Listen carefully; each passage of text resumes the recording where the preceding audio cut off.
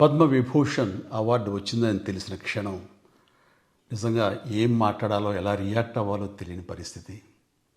మన దేశంలో రెండవ అత్యున్నత పౌర పురస్కారం పద్మవిభూషణ్ లభించినందుకు నాకు నిజంగా చాలా సంతోషంగా ఉంది. ఒక తల్లి కడుపున పుట్టకపోయినా నన్ను తమ సొంత మనిషిగా, మీ అన్నయ్యగా, మీ బిడ్డగా భావించే కోట్లాది మంది ప్రజల ఆశీస్సులు, నా సినీ కుటుంబం యొక్క అండదండలు, అలాగే నీడల నాతో ప్రతి నిమిషం నడిచే లక్షలాది మంది అభిమానుల ప్రేమ, ఆదరణ కారణంగానే నేను ఈ రోజున ఈ స్థితిలో ఉన్నా. అందుకే నాకు దక్కినటువంటి గౌరవం ఇది మీది. మీరు నాపై చూపిస్తున్న ప్రేమ, ఆప్యాయతలకు నేను ఏమి రుణం తీర్చుకోగలను? నా 45 ఏళ్ల సినీ ప్రస్థానంలో వెండితెరపై వైవిధ్యమైన పాత్రల ద్వారా వినోదం పంచడానికి నా శక్తి మేరకు నేను ప్రయత్నిస్తూనే ఉన్నా. నిజ జీవితంలో కూడా నా చుట్టూ ఉన్న ఈ సమాజంలో అవసరమైనప్పుడు నాకు చేతనైన సాయం చేస్తూనే ఉన్నా.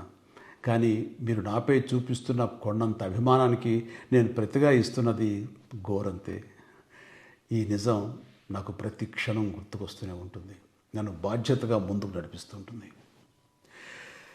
నన్ను ఈ ప్రతిష్టాత్మకమైనటువంటి పద్మవిభూషణ్ అవార్డుకి ఎంపిక చేసిన భారత ప్రభుత్వానికి, గౌరవ ప్రధాని శ్రీ నరేంద్ర మోడీ గారికి నా హృదయపూర్వక కృతజ్ఞతలు.